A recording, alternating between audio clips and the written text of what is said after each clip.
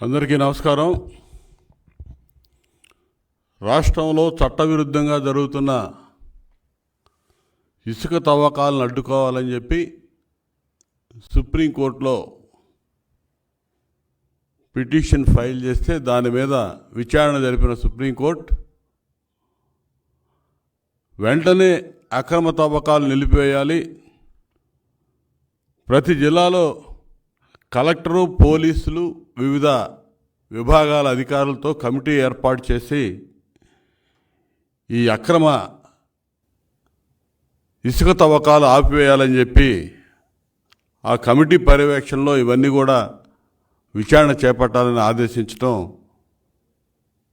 ఆహ్వానించదగ్గ పరిణామం. ఈ కమిటీలో అధికారులు కూడా రాష్ట్ర ప్రభుత్వం ఆధీనంలో కాకుండా, రాష్ట్ర ప్రభుత్వ అధికారులుగా కాకుండా సుప్రీంకోర్టు నియమించిన అధికారులా వ్యవహరించాలని చెప్పి ఆదేశాలు ఇవ్వటం అనేది ప్రభుత్వం సిగ్గుపడాల్సిన అంశం, సిగ్గుతో తలదించుకోవాల్సిన అంశం. ఈరోజు ప్రభుత్వం అంటే ఆపద్ధర్మ ప్రభుత్వం ఉంది. అధికారులుగా సిఎస్ కానీ ఇతర కలెక్టర్లు కానీ వీళ్ళందరూ కూడా సిగ్గుపడాలి ఈ అంశంలో. 2023 మార్చిలోనే ఎన్జిటి రాష్ట్రంలో ఇసుక అక్రమ తవ్వకాలు ఆపాలని చెప్పి ఆర్డర్స్ ఇచ్చింది. అదేవిధంగా ఎటువంటి అనుమతులు లేకుండా ఇక్కడ జరుగుతూ ఉన్నాయి అక్రమ తవ్వకాలు, వీటి మీద విచారణ జరపండి అంటే విచారణ జరిపి ఇచ్చినటువంటి ఆదేశాలు అమలు చేయకుండా ఈ రాష్ట్రంలో ఉన్నటువంటి కలెక్టర్లు కూడా 22 జిల్లాల కలెక్టర్లు ఒకే విధమైనటువంటి నివేదికలు ఇచ్చి కోర్టును కూడా మభ్యపెట్టారు. అక్రమ తవ్వకాలు ఏమీ జరగట్లేదని యూనిఫామ్గా ఒకే నివేదికలు సమర్పించారు. అవన్నీ కూడా కోర్టు పరిశీలన చేయడం జరిగింది. దాదాపు మార్చి 23లో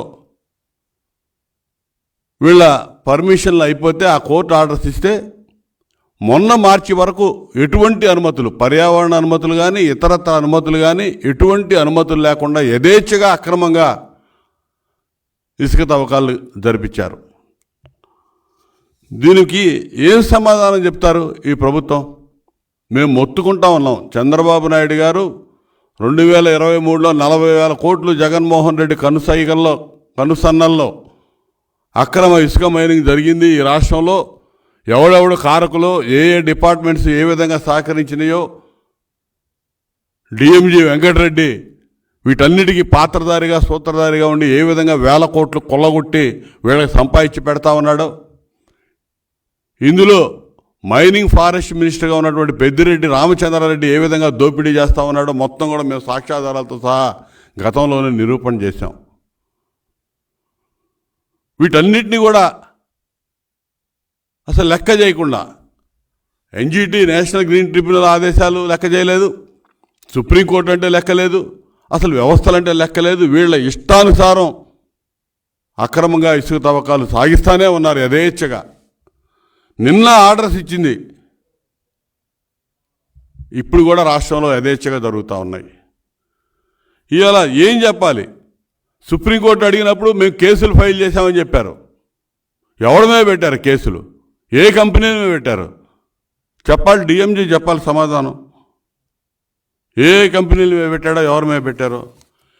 ఎంఓఎఫ్సిసి అక్రమ తవ్వకాలు భారీ యంత్రాల సహాయంతో చేస్తూ ఉన్నారని చెప్పి రిపోర్ట్ సబ్మిట్ చేసింది. ఎటువంటి పర్మిషన్ లేకుండా వీళ్ళు చేస్తూ ఉన్నారని చెప్పి 2024 ఫిబ్రవరిలో మినిస్ట్రీ ఆఫ్ ఎన్విరాన్మెంటల్ ఫారెస్ట్ వీళ్ళు చెప్తే దాని మీద ఇంతవరకు చర్యలు లేవు. అసలు ఏం చెప్పినా సరే దున్నపోతు మీద వర్షం పడ్డ చందాన్ని వ్యవహరిస్తూ ఉన్నారు. అసలు చర్యలనే నిల్లు. అసలు దీనికి ఈరోజు సుప్రీంకోర్టు కూడా చెప్పిన దానికి అసలు ఏం చెప్తారో అర్థం కావట్లా. ఇప్పుడు వీళ్ళ పర్యవేక్షణ, రాష్ట్ర ప్రభుత్వ పర్యవేక్షణ లేకుండా సుప్రీంకోర్టు పర్యవేక్షణలో జరపాలి రేపటి నుంచి. కలెక్టర్లు చూస్తేనే 22 మంది కలెక్టర్లు ఒకే రకంగా ఏ అక్రమ తవ్వకాలు జరగట్లేదని రిపోర్ట్లు ఇచ్చారు. ఇవన్నీ రేపు 10 రోజుల తర్వాత 20 రోజుల తర్వాత ప్రభుత్వం మారుతుంది, మేము అధికారంలోకి వస్తాం. ఈ అధికారులందరూ సమాధానం చెప్పాలి, వచ్చి నిలబడాలి, బోనెక్కాలి, జైలుకు పోవాలి. ఉచిత ఇసుక పాలసీ పెట్టి ప్రజలకి బ్రహ్మాండమైన మేలు చేకూరిస్తే దాని మీద అక్రమాలు జరిగినాయని చెప్పి చంద్రబాబు నాయుడు గారి మీద కేసు పెట్టింది ప్రభుత్వం, సిగ్గు లేకుండా జగన్మోహన్ రెడ్డి ప్రభుత్వం. ఇదే డిఎంజీ, ఇదే కృష్ణా నదిలో, గోదావరి నదిలో అక్రమ ఇసుక తవ్వకాలు జరుగుతూ ఉన్నాయంటే ఏమీ జరగట్లేదని చెప్పి సుప్రీంకోర్టులో అఫిడవిట్ ఫైల్ చేసి క్లీన్ చిట్ తీసుకొని వచ్చి గతంలో కూడా ఏమీ జరగలేదని చెప్పారు. అప్ స్ట్రీమ్లో జరిగినాయి అంటే ఏమీ జరగలేదని చెప్పి అఫిడవిట్ ఫైల్ చేసి ఇక్కడికి వచ్చి చంద్రబాబు నాయుడు గారి మీద కేసు పెట్టారు. కోర్టులో చెప్పారు ఏ అవకతవకలు జరగలేదని, చంద్రబాబు నాయుడు గారు ఫ్రీ స్టాండ్ పాలసీలో అక్రమాలు అవకతవకలు జరిగాయని చెప్పి కేసు పెట్టారు. వీటన్నిటికీ రేపు సమాధానం చెప్పాలి. అధికారం పోగానే ఈ వెంకటరెడ్డి అనేవాడు ఇక్కడి నుంచి పారిపోవచ్చు అనుకుంటున్నాడు, ఎక్కడికి పారిపోలేడు. తీసుకొచ్చి నిలబెడతాం, ఇక్కడ మొత్తం కక్కిస్తాం. వీళ్ళు ఎవడైతే జేపీ వెంచర్స్ కానీ, జీసీకేసీ కానీ, ప్రతిమ కంపెనీలు కానీ ఎటువంటి మైనింగ్లో ఏ అనుభవం లేనటువంటి వీళ్ళ బినామీ కంపెనీలను అడ్డం పెట్టి వేల కోట్ల రూపాయలు తాడేపల్లి ప్యాలెస్కి కట్టబెట్టారో ఈ కంపెనీలు సమాధానం చెప్పాలి, ఈ వెంకటరెడ్డి సమాధానం చెప్పాలి. టోటల్గా వీళ్ళని నడిపించినటువంటి జగన్మోహన్ రెడ్డి దీనికి బాధ్యత వహించాలి. ఇవాళ గవర్నమెంట్ కాంట్రాక్ట్ ఇచ్చినటువంటి జేపీ వెంచర్స్, ఈ జేపీ వెంచర్స్కి ఇవ్వడం వల్ల ఎప్పుడూ లేని విధంగా 1500 కోట్లు ప్రభుత్వానికి వస్తుందని చెప్పారు. మళ్ళీ వీళ్ళే జగనన్న కాలనీలని, నాడు నేడు స్కూల్స్ అని చెప్పి 1000 కోట్ల రూపాయలు అదే కంపెనీకి చెల్లించి మళ్ళా రిటర్న్ వీళ్ళే తీసుకున్నారు, వీళ్ళే డ్రా చేసుకున్నారు. వాడి దగ్గర నుంచి దోచుకున్నారు. బినామీ కంపెనీలను పెట్టి 1500 కోట్ల ఆదాయం వస్తుందని చెప్పి ₹1 ఆదాయం రాకుండా వాడికే కాంట్రాక్ట్ ఇచ్చి జగనన్న ఇళ్ళు అని చెప్పి, నాడు నేడు స్కూల్స్కి అని చెప్పి 1000 కోట్లు తిరిగి వాడికి చెల్లించి వాటిని మళ్ళీ వీళ్ళు రీపే చేసుకున్నటువంటి పరిస్థితులు, అడ్డగోలుగా దోపిడీ చేసిన విధానం ఈ రాష్ట్రంలో చూసాం. వీళ్ళు రేపు ఏం చేయబోతా ఉన్నారో తెలీదు. సుప్రీంకోర్టు ఈరోజు చెప్పినటువంటి ఆర్డర్స్ మీద సిగ్గుపడాలి. అసలు ఎన్నిసార్లు మొట్టికాయలు వేసినాయి. హైకోర్టు చెప్పింది, ఎన్జీటీ చెప్పింది, ఇవాళ సుప్రీంకోర్టు రెండోసారి మాట్లాడటం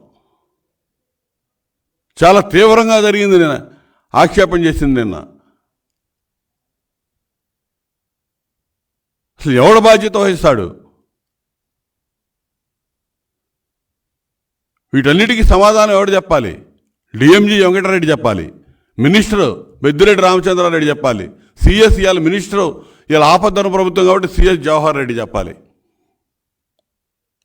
ముఖ్యమంత్రికి తాబేదారుగా పనిచేస్తున్నటువంటి ధనంజయ రెడ్డి చెప్పాలి. వీళ్ళందరూ ఈ దోపిడీలో పాత్రదారులు, సూత్రధారులు. దోచి పెట్టడంలో, జగన్మోహన్ రెడ్డి ప్యాలెస్కి చేరవేయడంలో డబ్బులు వీళ్ళందరూ ప్రధాన పాత్ర పోషించారు. వీళ్ళందరూ కూడా రేపు సమాధానం చెప్పాల్సిన అవసరం ఉంది. నిన్నటికి నిన్న సుప్రీంకోర్టులో అంత సీరియస్ ఆర్గ్యుమెంట్స్ జరిగి, అంత సీరియస్ కామెంట్స్, జడ్జిమెంట్ వచ్చినా కూడా ఈరోజు కూడా జరుగుతూ ఉన్నాయి. ఈరోజు కూడా డ్రెడ్జింగ్లు పెట్టి ఇవాళ ధవళేశ్వరం దగ్గర అసలుకి బ్యాన్ ఉంది శాండ్ రీచ్. అటువంటిది ఈరోజు ఉదయం 10:54కి డ్రెడ్జర్లు పెట్టి కొడతా ఉన్నారు. ఈరోజు ఉదయం డ్రెడ్జింగ్ చేస్తూ ఉన్నారు. ఈరోజు ఉదయం ఎవడన్నా బుద్ధినోడు ఎవడన్నా చేస్తాడా? అధికారులు చోద్యం చూస్తూ ఉన్నారా? సర్వోన్నత న్యాయస్థానం సుప్రీంకోర్టు ఆ విధంగా కామెంట్స్ చేసి జడ్జిమెంట్ పాస్ చేసినా కూడా ఈ అధికారులు ఈ విధంగా లెక్కలేనితనంగా మీనమేషాలు లెక్కిస్తూ ఉన్నారంటే వీళ్ళు ఏం చేయాలి? గతంలో అమరావతిలో తీసినటువంటి దాదాపు 4 మీటర్ల లోతుని తవ్వేశారు. అడ్డగోలు దోపిడీ, అడ్డగోలు తవ్వకాలు. ఇవన్నీ కూడా రేపు సమాధానం చెప్పాలి. వీళ్ళందరూ పారిపోవచ్చు అనుకుంటున్నారు, సర్దేస్తూ ఉన్నారు. ఎక్కడికి సర్దినా కూడా మొత్తాన్ని పట్టుకొచ్చి జవాబుదారీతనం ఫిక్స్ చేసి ఆ వెంకటరెడ్డి అనేవాడు ఏ విధంగా సంపాదించాడో, ఎక్కడెక్కడ ఎవడెవడిని బెదిరించాడో, ఏ అధికారులు మొత్తం కూడా వాంగ్మూలాలు ఉన్నాయి. అన్ని పూర్తి ఆధారాలు మా దగ్గర ఉన్నాయి. అవన్నీ కూడా రెడీగా ఉన్నారు. వెంకటరెడ్డి సమాధానం చెప్తాడా, వెంకటరెడ్డి జైలుకు పోతాడా, అతనితో పాటు అప్రూవర్గా మరి మిగతా వాళ్ళ మీద చెప్పి వాళ్ళని జైలుకు పంపుతాడా? దీనిలో జగన్మోహన్ రెడ్డి పాత్ర ఏంటి? జగన్మోహన్ రెడ్డే ప్రధాన పాత్రధారి, సూత్రధారి.